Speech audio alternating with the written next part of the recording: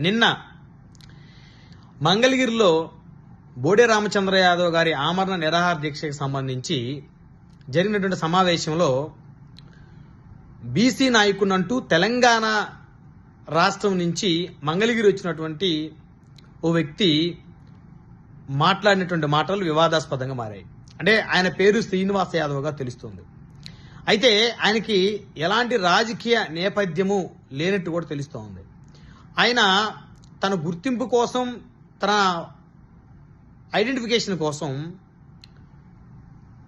Social మీడియాలో highlight అవ్వాలనేటువంటి ఉద్దేశంతో ఆంధ్రప్రదేశ్ వచ్చి కులాల మధ్య చిచ్చుపెట్టేటువంటి ఒక కార్యక్రమాన్ని ఆయన చేసినట్టు చాలామంది భావిస్తున్న పరిస్థితి ఉంది.